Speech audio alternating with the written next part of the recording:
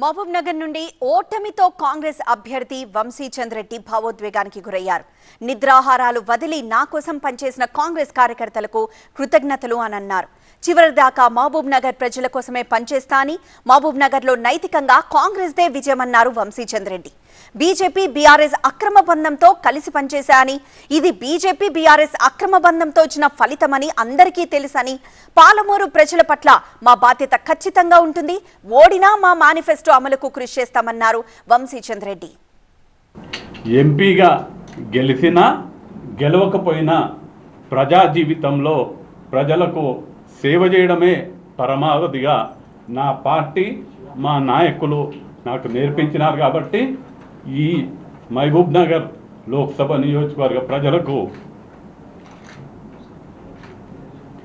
ఎల్లవేళలా అందుబాటులో ఉండి ఖచ్చితంగా ఈ ప్రాంత అభివృద్ధి కోసం మా పార్టీ మా నాయకత్వం అండదండలతోటి కృషి చేస్తానని మహబూబ్ నగర్ పాలమూరు ప్రజలందరూ కూడా ఈ సందర్భంగా హామీ ఇస్తూ, నేను గెలిస్తే మేము ఏమేం చేస్తామనేది ఒక మేనిఫెస్టో రూపంలో విడుదల చేయడం జరిగింది.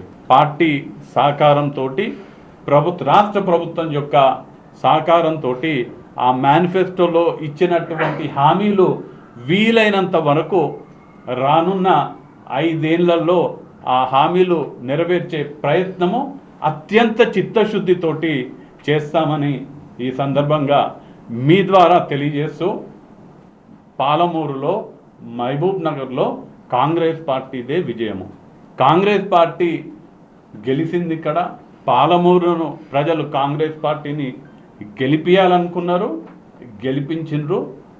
కానీ బీజేపీ బీఆర్ఎస్ ఒక్క అక్రమ బంధం వల్ల టెక్నికల్గా మహబూబ్ నగర్ లోక్సభ నుంచి బీజేపీ అభ్యర్థి గెలవడం జరిగింది.